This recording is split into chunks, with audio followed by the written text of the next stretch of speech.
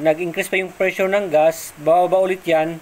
Hello mga kabasic, welcome again sa ating YouTube channel, Motorcycle Basic Mechanic, wherein we can learn repairs and tutorials and vlogs. Please subscribe and click the bell for the updates of our latest videos. Thank you so much and God bless everyone. Mga kabasic, so ngayon mag-share ulit tayo patungkol sa ating karburador. Na kung saan may mga nagtatanong sa atin, bakit naglinis naman ako ng karburador ko, no? Na-check ko naman yung floater valve. Siyempre overflow pa rin, no? Bakit ganon? Minsan kasi mga kabasic, ito yung hindi nakakalimutan natin, yung ating floater. Okay? Itong floater natin dapat kasi naka-level yan, no? Maganda yung pagkaka-level na horizontal, no? Pag ganon. Isang linya na ganon. Para halimbawa, yung ating gas ay pumupunta na sa ating basin, no? Pag bumaba na yung gas natin dito, okay? Siyempre, yung ating floater kasi sa unang-una is ganyan yan, no? Pati yung ating floater valve dun sa loob is nakaangat siya. Okay? Pag bawa ng ating gas, dadaan dyan yung gas natin sa ating floater valve. So, siyempre mag-increase yung pressure ng gas, kaya itutulak na yung ating floater. Yan, yung plastic, yan. So, ayan. So, pag ganyan na, so i-stop na niya. So, yung ating floater doon dito sa part dito, ay talagang tatakpan niya na yung butas. Kasi nag-flat na siya, no? Ganyan. So, dapat hindi na dadalo yung gas dito. Pero minsan dadaloy siya kung halimbawa is yung ating floater, ito, no? Is nakakuan pa, no? Naka-ganon na siya. Okay? Hindi pa naabot yung ating floater. Okay? Halimbawa, i-kuan natin, example natin. Okay? Para maintindihan natin. So ngayon, ito naman itong ating adjuster ng ating floater, ay gagawin muna natin, itataas muna natin siya. Taas natin, sungkitin natin dito, yung gitna. Kasi minsan ito nangyayari sa carb ng ating mga motor, kaya nag-overflow. Yan. Hindi na check, ganyan na pala yan, no? Ganyan na pala ang level ng ating floater, talaga mag-overflow na yan. Kasi yung gas na natin, nandito na. Okay?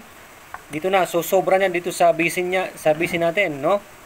Ibig sabihin, magkukos na ng paglabas ng gas sa ating intake manifold. Okay? Pag ganan yan, wala na, no? Sobra na yung gas sa basin niya. So, hindi na na-control.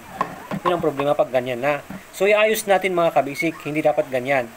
Okay? So, mapansin natin yung ating floater valve dito. Okay? Kung mapansin natin dyan, is yung spring, yung tip doon, yung ating floater, yung may spring siya yon. Okay? Hindi pa masyado nadiinan. Ganito na. How much more pag nag-increase pa yung pressure ng gas, bababa ulit yan, ganun pa. Okay? Na-press na yung may spring doon sa floater natin, floater valve, wala na. Talagang overflow na yan. So, andito na yung gas mo. Okay? At siyempre, pag nandyan yung gas mo, napakalapit na dito sa ating, yan, manifold. Okay, dito na. Siyempre, yung pressure ng gas is talagang aakit na sa mga jettings natin. Okay?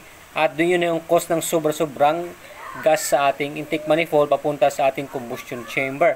Yun ang problema pag ganyan yung ating floater. So, syempre, ayusin naman natin yan, no? Kaya nga meron ito, nilagay ng company, yan. Ito para may adjust mo. So, ang gawin mo lang dito is tutulak mo siya pababa. Okay? Para mag-level yung ating floater.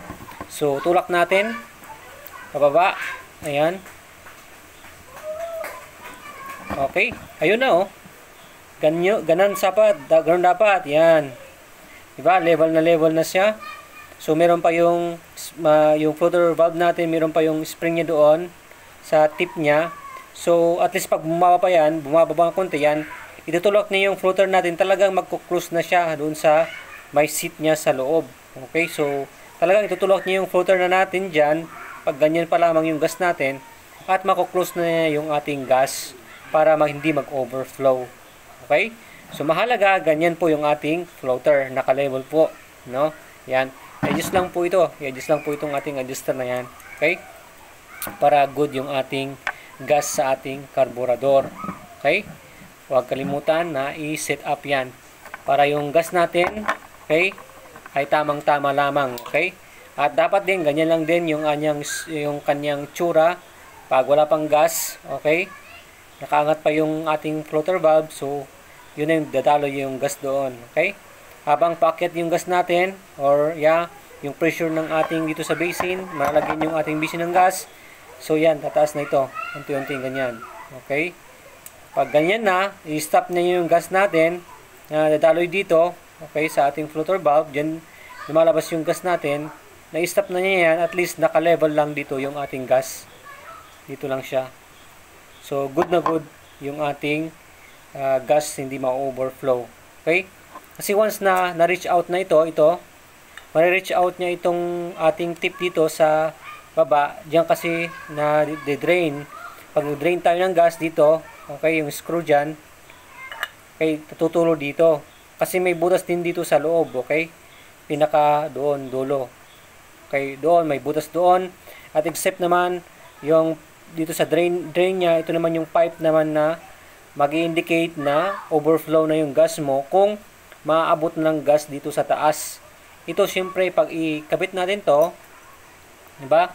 Ito, tutulak pa siya dito. At least dito siya, yung ditong part yung ating pipe natin. Okay, try natin. Yan. Dito siya. Okay. Biruin mo yung gas mo pag may nag-overflow na dyan, no? Umaabot na dito yung gas mo. Siyempre, talagang kwan yan. Okay? So, yun, no? Almost aabot na siya dito. So, talagang maglalabasan na yung gas doon, yung pressure niya. So iwasan yung ganon. Check lahat. Linis mo yung carburetor mo. Maglinis ka sa mga jettings. Ano pa? Check mo yung tip ng iyong floater valve. Yan.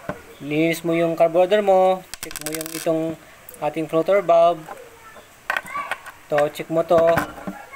Kung nagasgas na ito. Yan. Yan. Yun. Gasgas na, no? It's may tip niya. May circle dyan na nagasgas na. Ibig sabihin, hindi na okay yan. Hindi na makastop ng gas. Dito rin minsan, doon, nababarhan ng mga dumi-dumi kasi sa may dito seat niya, doon siya lumalapag. Pag nabarhan dyan sa loob, syempre talagang hindi na niya ito ma-off yung gas. Okay? Pero mga kabisik. So, dapat malinis ang carb. Dapat check yung floater.